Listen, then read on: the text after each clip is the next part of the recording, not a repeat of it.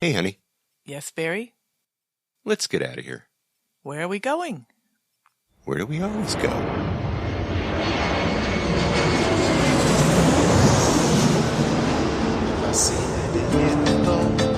Este ritmo de palmas, sin naturaleza, hasta encontrar la playa. Por eso grito al mundo, yo soy de Puerto Vallarta. Samba de Puerto Vallarta, noche de arrullo en el mar. Samba de Puerto Vallarta. Hello, fellow travelers, and welcome to this episode of the Puerto Vallarta Travel Show. I'm your host, Barry Kessler. I'm just so happy to be introducing you to my favorite vacation destination. Hey, maybe it's even yours, and that's Puerto Vallarta, Mexico. That music you're listening to is performed by Alberto Perez, and Alberto is the owner of the Lapa Lapa group of restaurants. Those are the Lapa Lapa, Puerto Vallarta's oldest restaurant on the famous Los Muertos Beach, and the El Dorado Restaurant Beach Club right next door. So you can enjoy that fantastic view of the Los Muertos Pier, all lit up at night in beautiful colors, or during the day in its grand splendor for breakfast, lunch, or dinner, seated with your toes in the sand right at the water's edge. It's so romantic. It's so Puerto Vallarta, my friends. This week we are going to go to a sweet little restaurant in the romantic zone of Puerto Vallarta. It's been there for 16 years, and it's called El Sofa Café. You're going to be meeting the owner of El Sofa. Her name is Amaranta Alcala.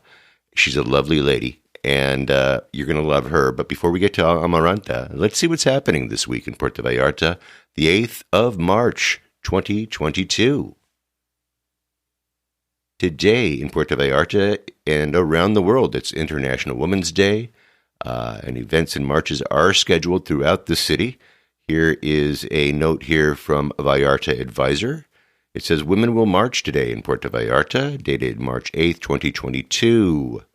Groups of women who reside here will march this day on March 8th in commemoration of International Women's Day, starting at 5:30 p.m. from the corner of Libramiento Luis Donaldo Colosio and Francisco Medina Asensio toward Los Arcos del Malecon in the center of the city, in order to make known its cause, such as the fight for gender equality, equality in society, and justice in cases of feminicides, disappearances, and attacks against women. In Los Arcos del Malecon, at the end of the march, they are expected to hold an artistic meeting that includes dance, singing, music, poetry, theater, and other artistic performances. A complimentary activity to the date will take place on Saturday, March the 12th, when the so-called Sorora Fair will be held from 11 o'clock until 8 at the Los Mangos Library, where there will be a stand for local entrepreneurs, workshops, talks, and artistic presentations. Erova del Carmen Olmos, a member of the Vallarta Femme Collective, said that these activities are free, and all women who wish to do so are invited to participate in order to commemorate this important international date in the vindication of women's rights at the international level. The strength that a woman's movement achieves throughout the world crosses borders, cultural, economic, ideological, and other differences. United, women have the power to change the world and achieve equality in all areas of society. The strength that a woman's movement achieves throughout the world crosses borders, cultural, economical, ideological, and any other differences. United, women have the power to change the world and achieve equality in all areas of society. If there's any group that knows about struggle, it's women. If you have to look back to see what women have achieved in just 100 years and what progress has been made, well, there's still a long way to go. The 8M movement is becoming stronger and more powerful every year, like each of the women that make it up. Groups, associations, foundations, NGOs, and women in general continue to fight every year to put an end to harassment, murder, gender violence, wage gap, and inequalities in all its forms. International Women's Day was promulgated by the United Nations in 1975, but has really been celebrated long before that. And I have a link to that Vallarta Reporter Online article in the show notes. And to the women in our lives, lots of love, lots of respect. It's your day. Hey, don't forget to make the Malecon Tour part of your stay in Puerto Vallarta. If you've never been on it, you need to go. Here I have an article from Banderas News. I know we've talked about this before, but I just want to remind you. Let me read here. The very popular and free Malecon Sculpture Walking Tour, created and conducted by Galleria Pacifico owner Gary Thompson, will resume November 16th and be held weekly through the middle of April. So it's coming to a close pretty soon. So if you're in town and you haven't done it yet, just make sure you go. It says the tour begins every Tuesday at 9:30 in front of the Millennium Sculpture, which is right next to the Rosita Hotel in downtown Puerto Vallarta. The tour lasts about 2 hours, and no reservations are necessary. Following security protocol for COVID-19, masks are required to participate, but they will be provided if you don't bring one with you. The tour is free, but donations are gratefully accepted to the benefit of the Biblioteca Los Mangos. And again, I have an article, a link to that article from the Banderas News in the show notes. Make sure you get out there and join Gary for a walk. It's a nice morning thing to do, especially if you're not too drunk, the night before. The Iglesia de Nuestra Señora de Guadalupe is celebrating their 100th year anniversary. I don't know if you know that, but they are, and I don't think I've actually talked about that yet. I have here a note from their website. It says Nuestra Señora de Guadalupe is celebrating their 100 year. They started on October the 12th of 2021, and they will be ending the year celebration, of course, in October 12th of 2022. How about that? Our Lady of Guadalupe Parish is an iconic symbol of Puerto Vallarta, celebrating 100 years of strengthening the Vallartan community and astonishing both locals and visitors alike with its fascinating architecture and emblematic crown. The festivities to honor such an important date will take place throughout the year, beginning October 12, 2021. Cultural, religious, sport, and musical activities will take part in this calendar of joy and celebration of a century in Puerto Vallarta's history. And if you have walked past the church lately, you will see it all festooned up with banners signifying that 100-year anniversary. And if you want some more information about that, I have links to both the church's website as well as their Facebook page right there in the show notes. There is going to be a taco fair. It's coming to Puerto Magico, and let me just read here from their website. This year, 2022, we are going to return. We are ready to celebrate the 5th edition of this delicious and rich event in Puerto Vallarta. For more information, stay tuned for more information. It's going to be Sunday, the 27th of March. It's going to take place from 4 o'clock until 11 o'clock. It's going to be great times, great tacos. I have a link to their Facebook page, and so don't forget that. That's coming up. We'll talk a little bit more about it as we get closer to the 27th of March. And also don't forget that they're going to be having over at Puerto Magico a Mexican wine and food pairing event, March the 19th and 20th. Both days are going to be from 3 p.m. until 10 p.m.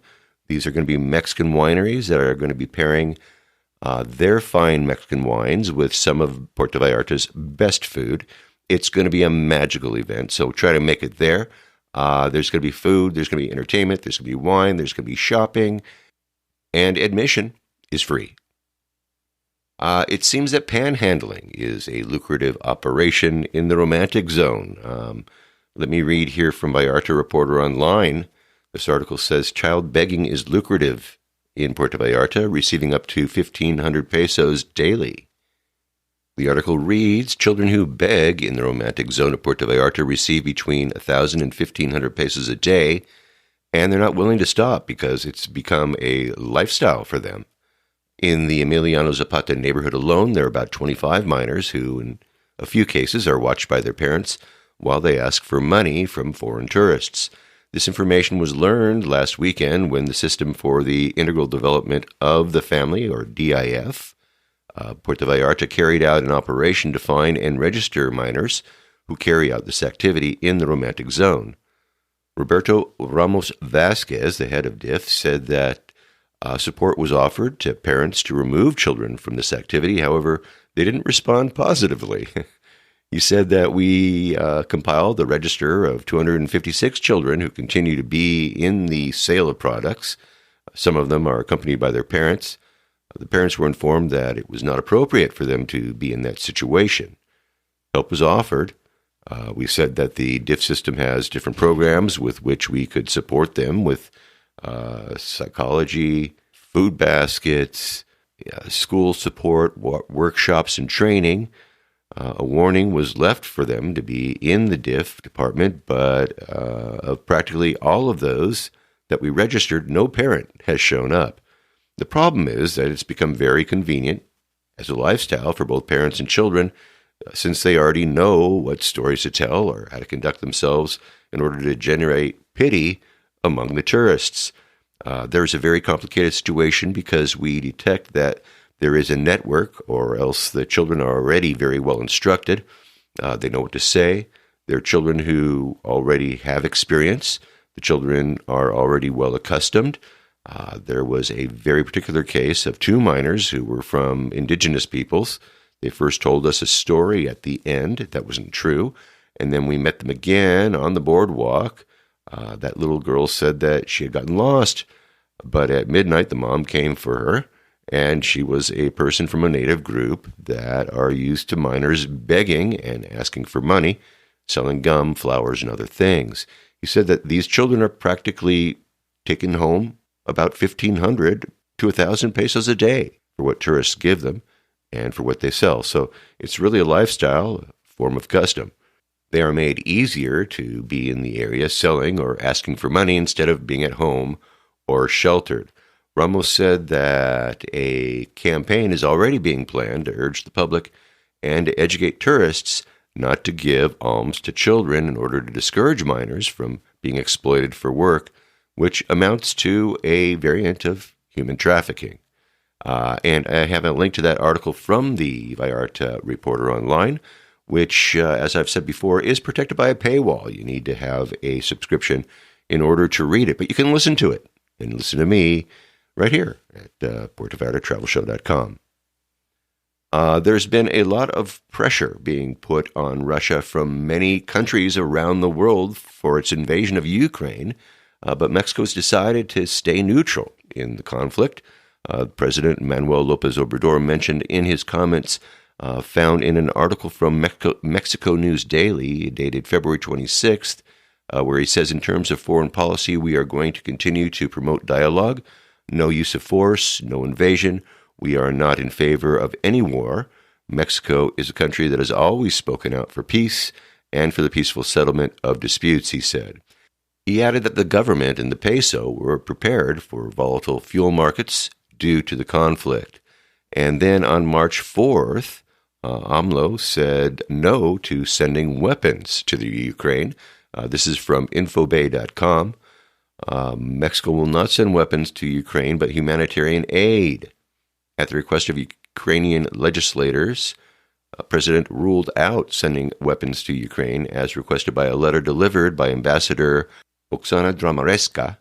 Andrés Manuel López Obrador assured that his government will not send weapons to Ukraine as was requested by a letter by legislators from the European country. The president was blunt in saying that Mexico will not support in this way, but will do so with humanitarian aid and protection for citizens to the extent that's possible.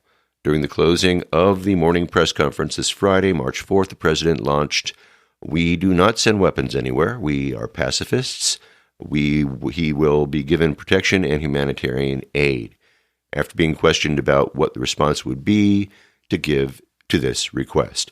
In a letter delivered by Ambassador Oksana Dramaretska, Vladimir Zelensky's parliament urgently requested military support.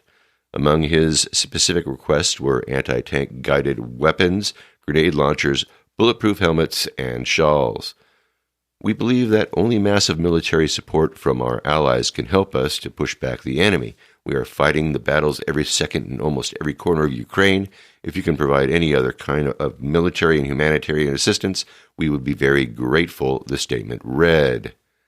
Foreign Minister Marcelo Ebrard assured that he has the authorization of the President, López Obrador, to coordinate, if necessary, a second flight and bring to Mexico national citizens and families who are in Ukrainian territory. If necessary, yes, there would be another flight if it's required to go for Mexican families that we have to bring. We are going to continue operating from the border between Romania and Ukraine since Kiev is increasingly difficult conditions and there are other families arriving, said Ebrard. Within the framework of the arrival of the Air Force plane to Mexico City with crew members assisted as a result of the armed conflict, the head of the Ministry of Foreign Affairs highlighted the work carried out by the institutions and the diplomats, Olga Garcia and Guillermo Ordorica. In total, 81 people were repatriated, 44 Mexicans, 28 Ukrainians, 7 Ecuadorians, 1 Peruvian, and an Australian. Similarly, Ebrard reiterated Mexico's position of not implementing unilateral sanctions against Russia as well as its policy of non-intervention and intention of peaceful resolution of conflicts. The foreign minister assured that he would adhere to United Nations protocols in case the body does impose punishments. Mexico has never applied unilateral sanctions against another country. Mexico is not going to participate in any type of multilateral sanctions approved by the UN Security Council. In that sense, there is no ambiguity, commented the diplomat. And the article continues, and you can read it if you want to. I have a link to it in the show notes. That's from infobay.com. And hey, have you looked at the price of a gallon of gas lately? Well, Jalisco Governor Enrique Alfaro Ramirez spoke up about the conflict between Russia and Ukraine, and he talked about that. Perhaps for many, the war in Ukraine is so far from Mexico that it can't have any effect here. However, Jalisco Governor Enrique Ramirez said on the contrary that there is no doubt that there may be some negative effects economically. He said, yes, it can have a significant impact on our economy, particularly on oil prices and effects it can have on the price of gasoline, which in itself is already under severe pressure due to the announcement of a few days ago that the component of the IEPS had already reached zero. That is, there are no longer any federal subsidies, and there is, therefore, no room to control the costs to the consumer. This issue, in addition to being a hard blow to the Mexican economy, can also have very harsh inflationary effects. Therefore, he believes that the conflict in that part of the world is an issue that affects the entire world from an economic point of view. Mexico, of course, is not exempt, but obviously I am not going to give an opinion on the nature of that conflict. We're simply attentive to see what effects it will have and can have, particularly on the economic dynamics of the state, which is positive. Proof of this is the level of foreign direct investment achieved in recent months, he said. The effects of situations that are beyond the reach of Mexico are evaluated on an ongoing basis, and such is the case with this conflict. These are issues that we are measuring because they have economic implications for Jalisco, and we will see what happens in the coming days. And I have a link to that article, again, behind a paywall over in Vallarta Reporter Online. They are in the show notes. You can check them out there for sure. Now, AMLO has his hands full, of all kinds of things. He's got all kinds of things at home that he has to worry about. And we've been talking about foreign policy. But here's something. He has his hands full with the Austrian government, actually, over an artifact that's sitting in an Austrian museum. This is from Mexico News Daily. It reads, AMLO resumes efforts to have famous headdress returned to Mexico. The Austrian president arrogantly rejected Mexico's request to borrow it in 2020. This is published on Thursday, February the 24th, 2022. It reads, Mexico will once again ask Austria to return the elaborate headdress that is believed to have belonged to the Aztec emperor at the time of the Spanish conquest, President López Obrador said on Wednesday.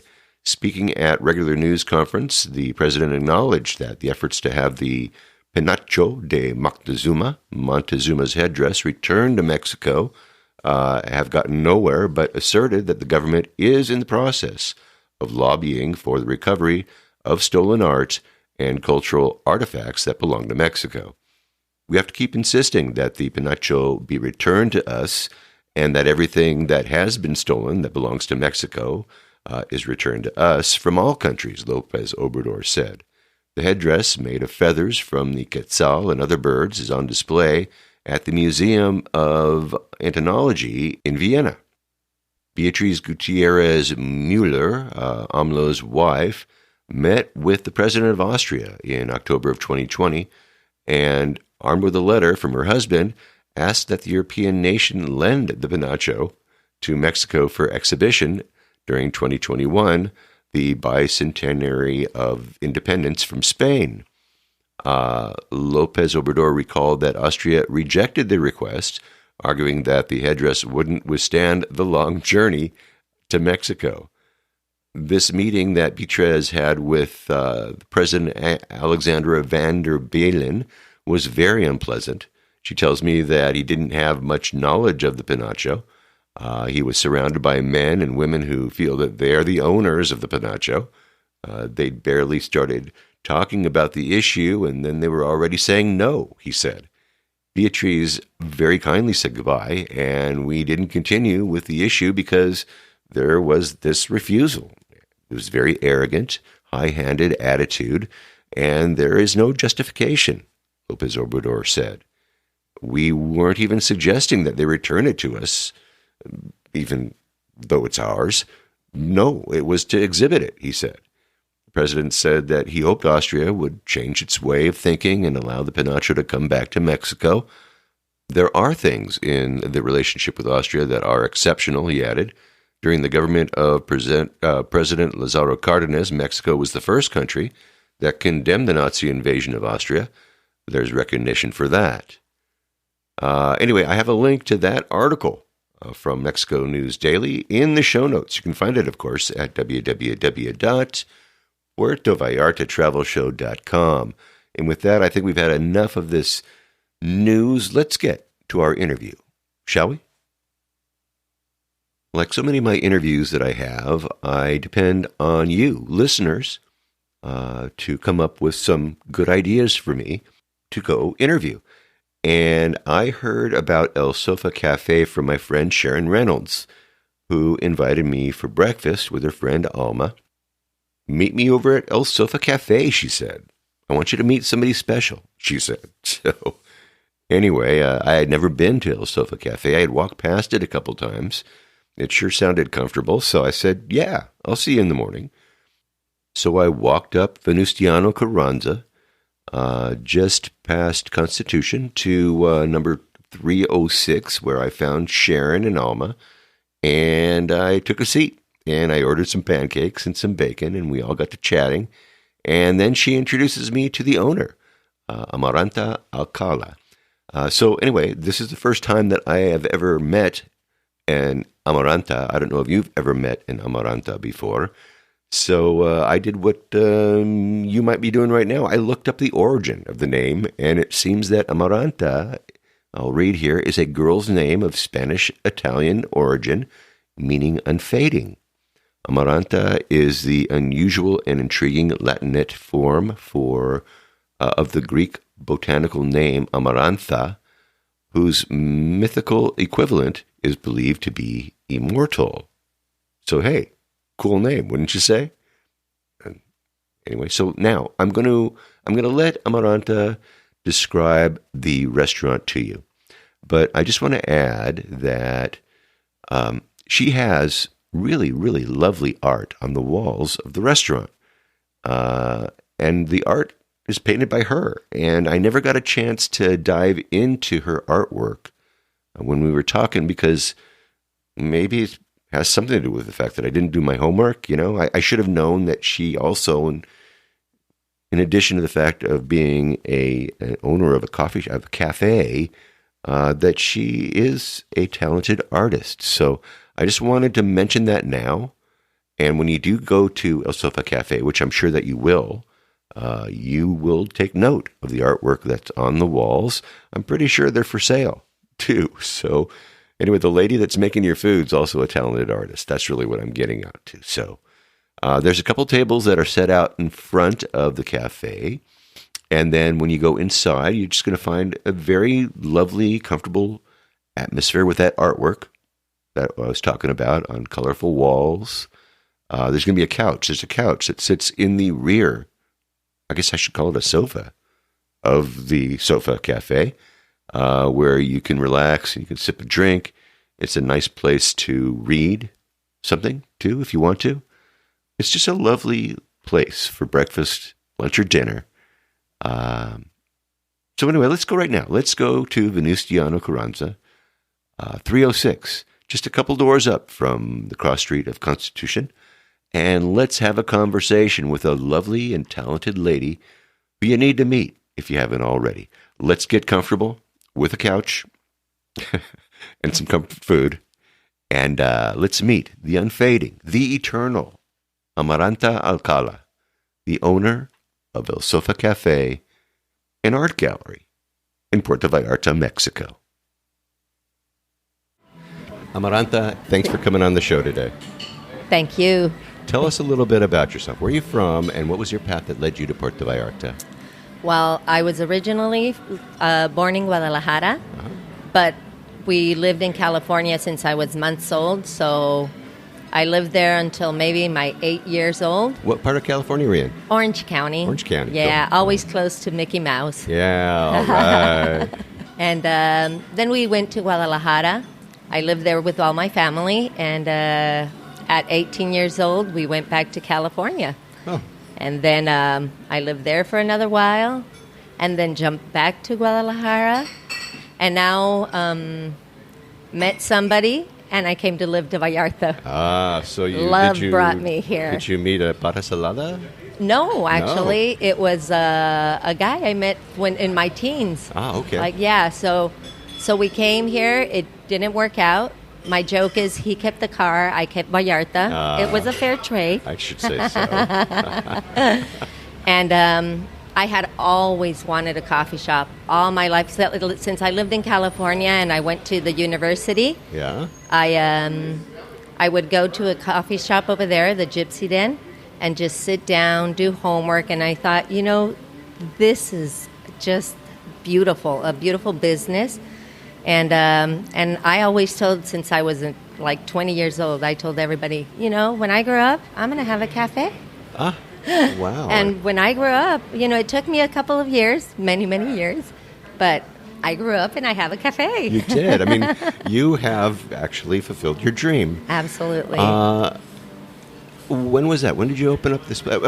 I mean, when you were here, how did you, what did you do? How did you finally work yourself up to opening up your place? I came here to Puerto Vallarta as an OPC, which are the people who invite the tourists to the presentations in the big hotels. Oh, yeah. But I was terrible at it. Terrible. So never got anybody invited. So I started working at a little coffee shop around the ocean. And it's been closed for many years now. And then I was very fortunate. I worked at a jewelry store called Viva, which people who have lived in Vallarta for many years know about it. Yeah. It closed over a decade ago, but it's still kind of people that have been here just really remember it with a lot of joy. It was really interesting. Neat. And after that, I was able to save up the money to open my own cafe. Okay. So, in a nutshell. And now, in the place that we're sitting right now? Actually, No? no. I started in a smaller location right in the same street. Okay. But in front, right now, there's a little store there. Okay. So and when was that? When did you open up your first place? I opened it in 2006. 2006, Yes, okay. January 2006. Man, Yeah. man. So you've got some stay power here, right? It's a really interesting, it's a wonderful business because you get to know your people. So you always make friends at work. Yeah. And this is a place where I'm actually allowed to talk to the people. Yeah, sure. So that place there, you had that place across the street for how long? For 4 years. For 4 years. For 4 years, yeah. And then you came And then this here. opportunity opened up, and this is double the space. Yeah. And then a couple of years after that, I took over another little location, so now I moved my kitchen to next door. Oh. So it's still together, Right. but it's a little bigger. It gives me more space for the people. Right, yeah. It's definitely roomy in here, and it's just, it's a very, very great atmosphere. It's like home, right? Well, that's the philosophy. El Sofa Café, I wanted a name that just brought comfort immediately. So, there's a sofa where you can relax and just mellow with your puppy. You can just enjoy yourself, not think of being in a public place. Yeah. Just kind of enjoy it. It's very, very chill. It is very chill, and I can see definitely pet friendly. Absolutely. And that is very important around here.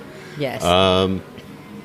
Tell us about your menu. What's going on there? You do breakfast and lunch, yes? We do breakfast, lunch, and in the afternoons, comfort food too. Yeah. So we're open Monday through Friday from 8:30 a.m. to 9 p.m. Saturdays is our relaxed day, and on Sundays we open from 9:30 to 3. Okay, Yeah. good. The kitchen opens from Monday through Friday from 9 to 3, and then from 4 to 9. Oh, So really? we do change a little bit the menu, but You do? Yeah. Okay, so at 4 o'clock to 9 o'clock, they're doing, what kind of things are you seeing there for that well, comfort in food? the afternoons, it's comfort food. Yeah. So it's soups and grilled sandwiches. He does, depending on the day of the week. We have chili or New England clam chowder, tomato soup, Wow. or lentil soup. So, and just your traditional grilled sandwiches. Oh, good. Okay, Yeah. so soup and sandwiches. That's in and the afternoons. Oh, that's totally comfort food. It really now, is. you on your regular menu, you've got sandwiches. So let's talk about your breakfast and lunch menu. My breakfast and lunch, it has been growing. Like at first, I only had baguettes and soups and salads, basics. Yeah. But now that we have a real kitchen, Yeah. we have breakfast, omelets, scrambled eggs, and the combination of ingredients are a little different because they have been made by our clients. Really? So we have a Joanna or a Patricio. We have one of the best sellers is our bagel, Chichi Bagel, Yeah. which is a friend of ours who does drag performance, and he likes his bagel with the bacon, avocado, the cream cheese, but he adds an egg to it. Nice. So that's the biggest seller really in the morning. But we also do paninis and baguettes and salads, and then we do pita pizzas, which are it's the pita bread, and instead of a tomato sauce, we use pesto. Oh, delicious. So it's very refreshing. Yeah, and it's a little different from what you're going to find in any other places, which is also kind of what we're looking for. Right, You know? sure. You And don't want to be like everybody else. the most important thing of the menu is that everything is started to be prepared the moment you order it. So our what we say here is that, we're not fast, we're fresh, we're delicious, and it'll come out the way you really like it. So, Yes. yeah. Everybody that works here really enjoys what they does, and my cook Chuy is just phenomenal in the kitchen. You can see how much he likes it in your food. Now, when I was having breakfast here, you have different aguas, all right? Ooh, You've yeah. got that kind of going there. So tell us a little bit about that, because I'm impressed. Usually you walk into a place and say, we got maybe one, maybe 1.5. What do you got going? Well, the thing is, like I said, everything is prepared in the moment. So what we do is we wash, disinfect all our fruit, and then we freeze it. So you still have fresh fruit, and we can do any kind of fruit that's in season, and that's in a really nice flavor right now, right? So, for Right. example, right now we have pineapple and guava, we have star fruit, we do Jamaica, and so everything is always to your liking because it'll be sweetened the way you like it, or unsweetened if that's what you're interested in. And you're using different sweeteners, too. Absolutely, always. We have regular sugar, we have the brown one or the mascabada. We have Splenda, stevia, or honey. Yeah.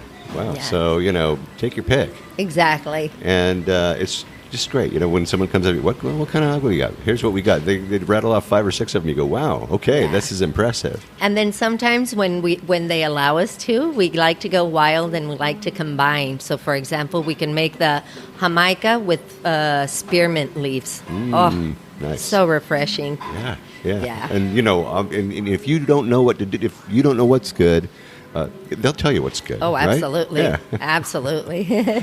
All right. So your lunch menu is more sandwichy. It's more the panini, more the baguette and the salad. Yeah. And then in the mornings, we also have beautiful French toast or pancakes, which are delicious. Yeah, they are. Yes, they are. So, Yeah, tell you and that. always great crispy bacon. That's very important. Oh, no kidding. Yeah. You don't want that going back. Bacon, Yeah. baby. Burn it. There we go. Make it right. Yep. So you've been here so long. You've got a chance to know a lot of people, and this is a retirement town. Yeah. So it's a little bit weird, isn't it? You meet people, and all of a sudden they're gone, and you wonder what happened to them. You know what? It's really interesting because they're never really gone. You're always expecting them back in a little bit. And I'm lucky, I guess. I don't have very good conscious of time. So 1 month, 2 weeks, it sometimes disappears on you. Yeah. So when you least expecting, they're walking in the stores and appear. just make you so happy. Absolutely. It's like, I thought you were dead. That's all I can do. And then, and then they let us know, they're on our page. They go in there and they're like, hey, we're okay. Oh, good. We're missing you. That happens a lot around here. What's the hardest part about running this business? You know what? Numbers. Yeah. Numbers and me don't get along that well.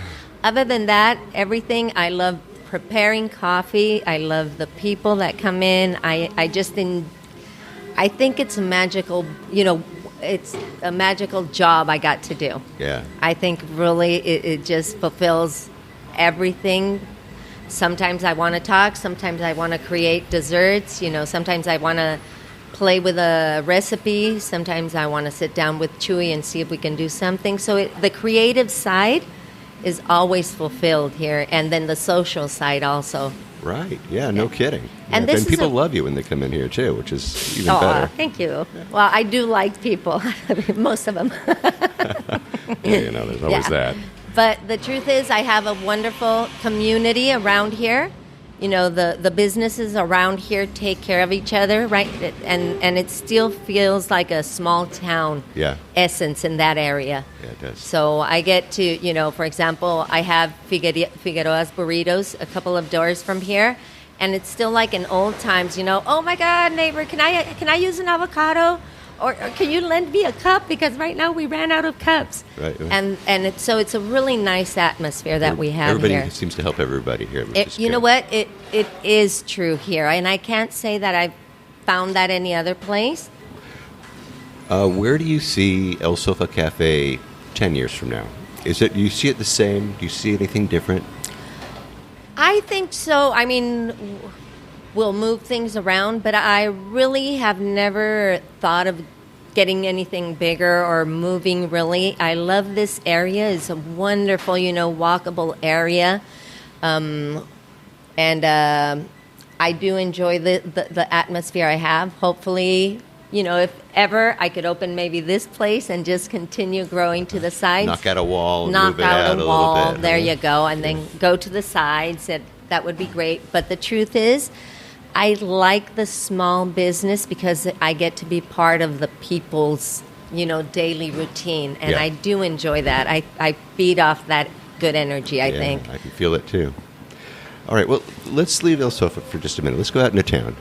This is the Wellness Round. Everybody wants to know where you like to eat, where people like to eat that live here. So let's talk about dinner places. Do you have I don't know if it's not fair to say your favorite dinner places, but could you recommend a couple of places for dinner?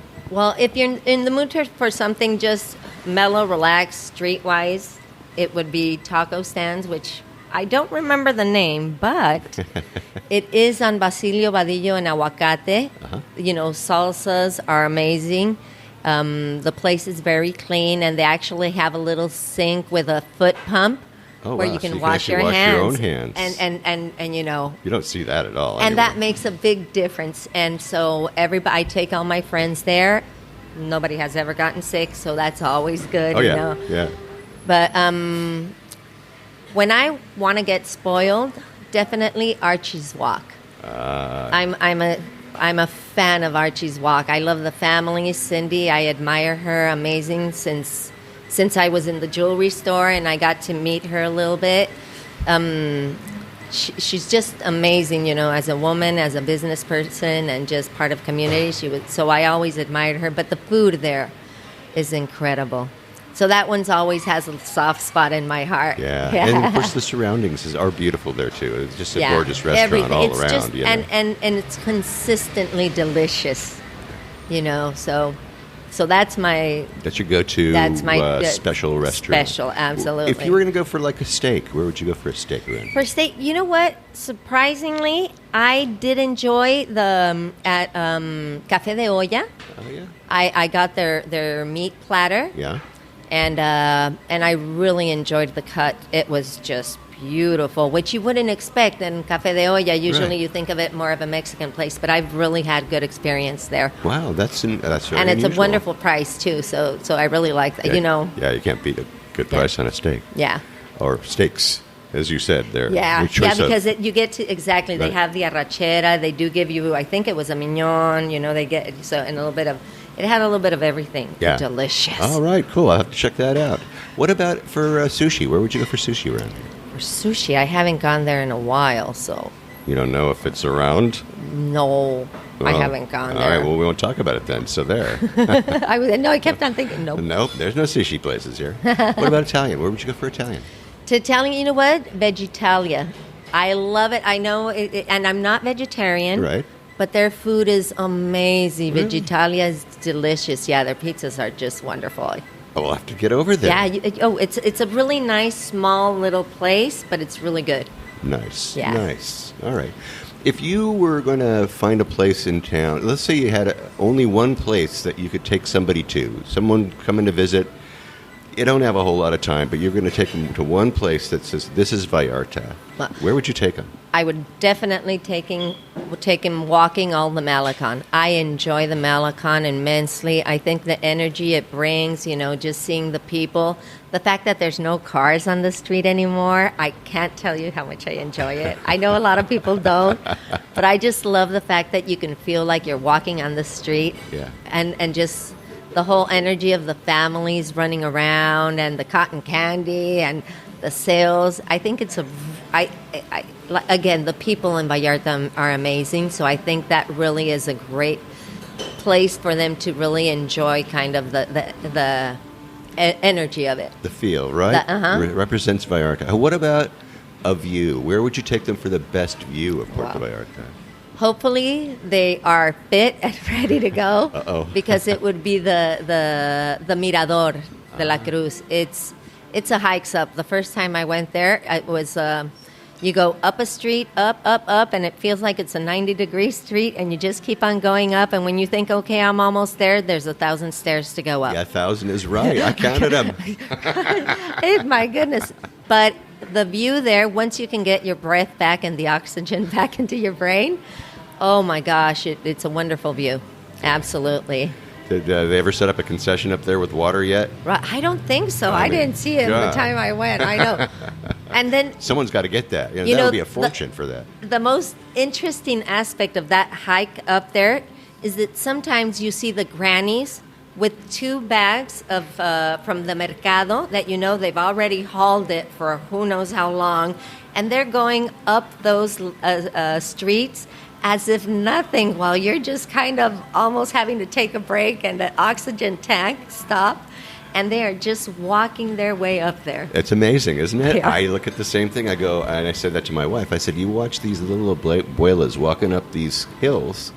No wonder they live to be 110 years old around here, you know? Absolutely. You look at it and go, how do you do that? Yeah. But they do. It's just slow and steady. It's really interesting to watch. Yep. Yeah. Yeah. If you had a day off and you were going to just leave town and come back, what would you do? Where would you go? You know what? I am craving the hike from here to Las Animas. You take your bus to Boca de Tomatlan, and from there you start the hike, and you can stop in the middle of the hike and just sit down in the ocean, relax, continue your hike, have a aguachile in Las Animas. You know, if you're in the mood for a walk, you hike it back, and if not, you just get a panga back. Yeah. And so that would be one day off. That would be your day off. Okay. That's a great way to go. Yeah. What if you had 3 days? Where would you go? You know what? I think I would really enjoy going to Maito. I haven't been there yet. Oh, you gotta go. But exactly. Yeah. So the next 3-day weekend that we get, I'm guessing we're going to Maito because I've only heard wonderful things. Very, very relaxed place, very mellow, and I think that would be my calling. That would, listen, you know, it is the sofa on steroids over there. Yeah. I'm telling you right now. Right. Okay, so if you had a word of advice for a first-time visitor coming to Puerto Vallarta, what would that be? I would tell them, don't trust everybody. Be as cautious as you are at home. If you wouldn't talk to that person at home, don't talk to them here in Vallarta. Honestly, and you know, if you see the street filled with grannies and with kids, it's safe. If you see it dark, don't trust it. There you go. All right, excellent. That's very good. Well, that's kind of like a word of warning, but do you have a word of warning for a first-time visitor? Well, another word of advice is if somebody drops something on you, be cautious. That's been right now the scam of the street. Yeah, tell us about that scam. It's the squirting of the packet, It's the squirting, right? exactly. It's usually a couple, a woman and a man usually, and you get something dropped, may it be mayo, may it be ketchup, may it be chili, whatever, and one's going to try to clean it, you know, and the other one's going to distract you, and then you lost your wallet, your phone, your whatever. Absolutely. Right? Yeah. So that has been it. Be very cautious, you know, if you see, follow your gut again. Exactly. Yeah. Yeah. If something like that happens to you, you stop right away. You make sure everybody is away from you, and you get out of that situation. Exactly. Yes. Because there are people that just don't know what to do. They're surprised, they're taken by surprise, and then all of a sudden they're whisked away. And that's pretty much it. The element of surprise is usually on their side, and unfortunately, like I said, we come here to Vallarta very trusting because 98% of the people are wonderful. I have to say this. Yes, I love Vallarta, and I have never felt safer any other place that I've lived, to be honest. Yeah. But absolutely, as always, you still have to keep your guard up and don't trust as easily. Right, exactly. All right, well, let's go back to El Sofa. And let's talk a little bit about where you're at. What's your address here? I am located on Venustiano Carranza, 306 on Colonia Emiliano Zapata. Okay, and you're on?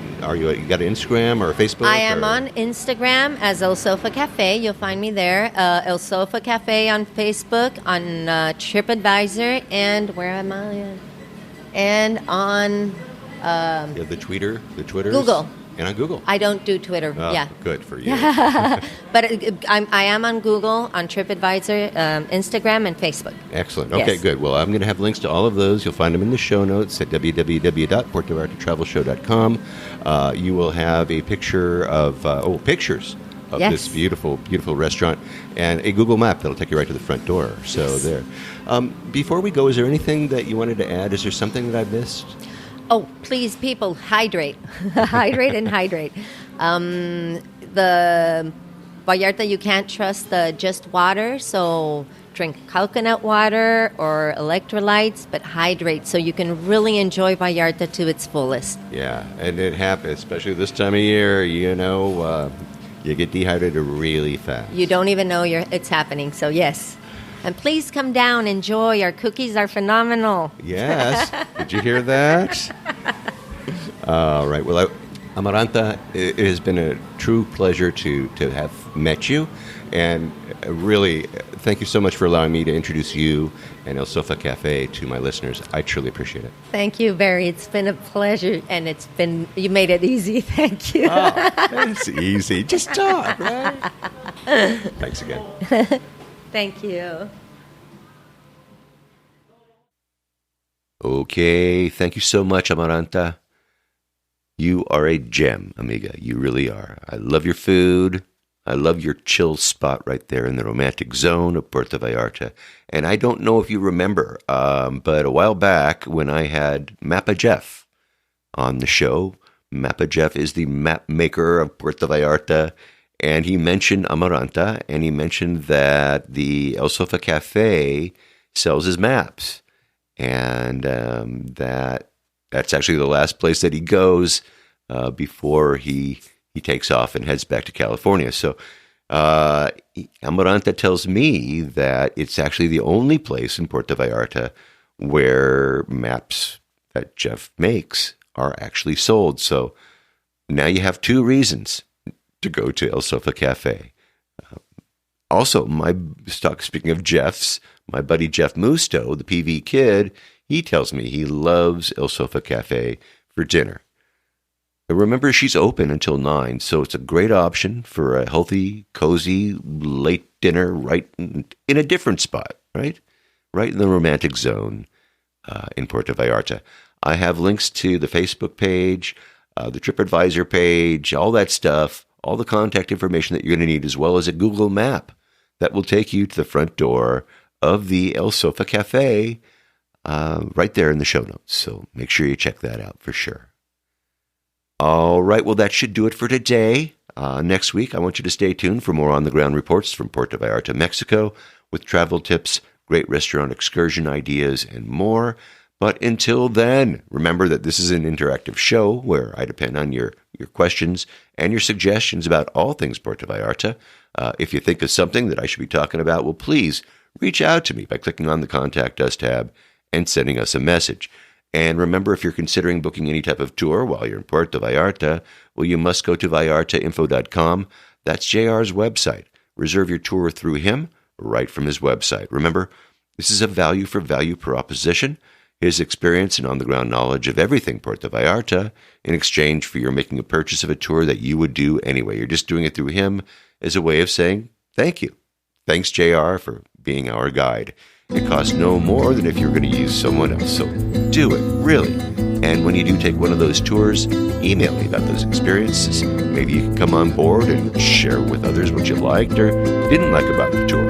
Again, contact me by clicking on the Contact Us tab and sending off a message. Hey, don't forget he's got his maps, his DIY tours, his revitalized happy hour board, and more. I have links to all of those in the show notes. And once again, if you like this podcast, please take the time, subscribe, follow, maybe even give me a good review wherever you happen to be listening to it. But what's better yet, share with friends who just might be in love with Puerto Vallarta too. That's the best way. And that way we can get the word out to more and more people about the magic of this place, Puerto Vallarta, Mexico. Remember, I made it easy for you to do just that with each episode I create. But if you haven't been to my website, you really need to look there. I have the links to the places that we talk about, interesting pictures, and more right there in the show notes and in my blog posts for each episode that I create. So check them out for sure if you haven't already. All right? All right. Thank you, Amaranta Alcala from El Sofa Cafe. Stop in for a homemade soup, for a healthy salad, for a fresh breakfast, for a panini sandwich.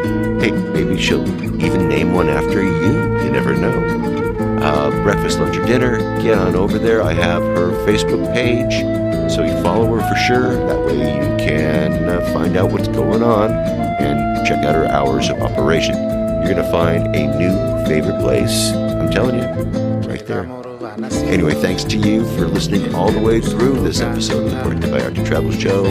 This is Barry Kessler signing off with a wish for you all to slow down, be kind, and live the Vallarta lifestyle. Nos vemos, amigos. Samba de Puerto Vallarta.